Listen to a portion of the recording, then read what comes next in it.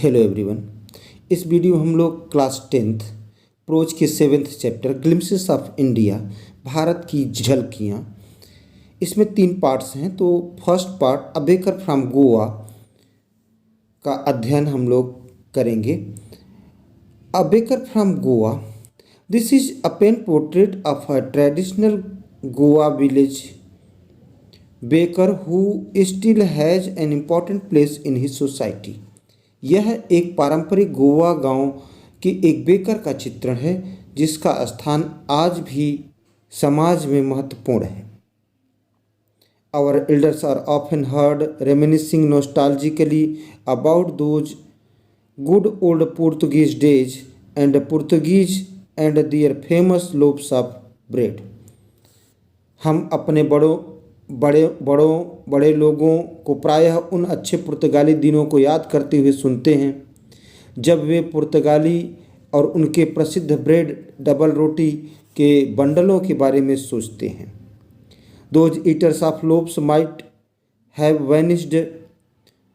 उन डबल रोटियों को खाने वाले लोग चाहे अदृश्य हो गए हों ना हों, but the makers are still there. लेकिन उनके निर्माता, उन्हें बनाने वाले आज भी वे हैं।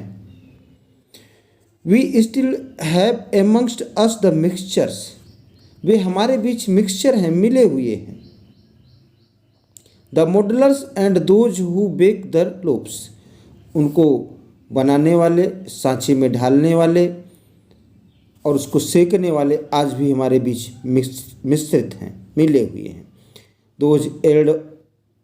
Those age old time tested furnace still exist. वे समय की कसौटी पर परखी हुई भट्टियाँ आज भी अस्तित्व में हैं। The fire in the furnaces has not yet been extinguished. उन भट्टियों में आग आज भी है, वो बुझी नहीं हुई है।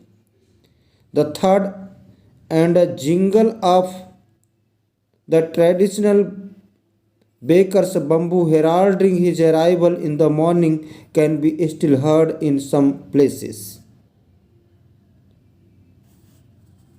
तो आज भी बुझी नहीं है परंपरागत बेकर की बांस की धमक।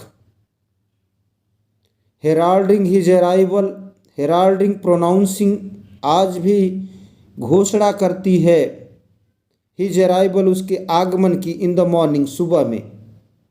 कैन स्टिल बी हर्ड, जिसको अभी भी सुना जा सकता है इन सम प्लेसेस, कुछ स्थानों पर।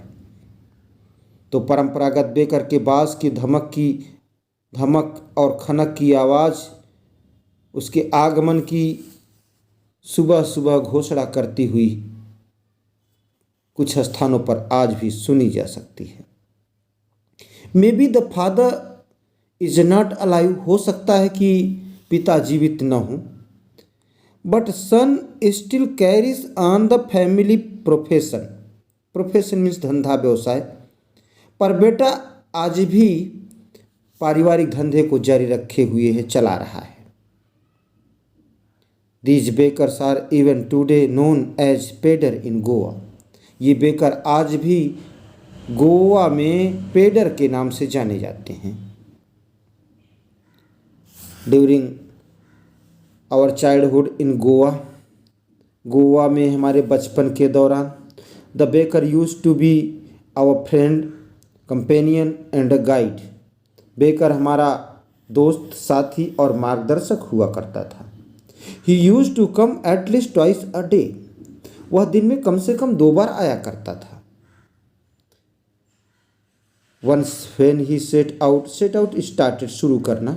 एक तो जब वह शुरू करता था इन द मॉर्निंग, सुबह में, ऑन हिज सेलिंग राउंड, बिक्री के लिए चक्कर लगाना शुरू करता था, निकलता था। एंड देन अगेन, और तब पुनः, when he returned after emptying his huge basket, और तब पुनः जब वह अपनी विशाल टोकरी को खाली करके लौटता था। एम्प्टाइंग मीन्स खाली करके, huge means Vishal. The jingling thud of his bamboo woke us up from sleep। उसके बांस की खनक हमें नींद से जगा देती थी। And we ran to meet and greet him, और हम उससे मिलने और उसका स्वागत करने के लिए दौड़ पड़ते थे। Why was it so? ऐसा क्यों था? Was it for the love of the loaf? क्या यह डबल रोटी के प्रति प्रेम था? नॉट एट ऑल, बिल्कुल नहीं। The loaves were bought by some Paskin और बास्टिन। डबल रोटी किसी पास्किन या बास्टिन के द्वारा खरीदी जाती थी। The maid servant of the house, घर की नौकरानी जो होती थी उनको पास्टिन या बास्किन बोला जाता था, वही लोग खरीदती थी। What we longed for desired for, इच्छा करना। हम किस चीज़ के लिए तड़पते थे? Were those bread bangles which we chose carefully. हम जिस चीज़ के लिए तड़पते थे वे डबल रोटी की छल्ले थे। विच वी चोज केयरफुली, जिनका चुनाव हम सावधानी पूर्वक किया करते थे। Sometime it was sweet bread of special milk, कई बार कभी कभी यह विशेष प्रकार की बनी मीठी ब्रेड होती थी, मीठी रोटी होती थी। The baker made his musical entry on the seen with the Jhang Jhang sound of his special made bamboo step. Baker अपनी संगीतमय प्रवेश को अपने बांस के स्पेशल बने हुए डंडे की झंग झंग की आवाज़ के साथ करता था। One hand supported the basket, एक हाथ से तो बास्केट को सपोर्ट किए रहता था, पकड़े रहता था। And the other banged the bamboo on the ground, और दूसरे हाथ से जमीन पर बांस को बजाते हुए चलता था। He would greet the lady of the house with good morning, वह घर की मालकिन को गुड मॉर्निंग कहकर अभिवादन करता था। And then place his basket on the vertical bamboo, और तब अपने टोकरे को, बास्केट को, भारी भरकम बास्केट को ऊर्ध्वाधर बांस पर रख देता था। वर्टिकल मीन्स ऊर्ध्वाधर, तिरछा। वी किड्स, हम बच्चे, would be pushed aside with a mild rebuke, हम बच्चों को हल्की फुल्की झिड़की, डांट फटकार के साथ दूर भगा दिया जाता था।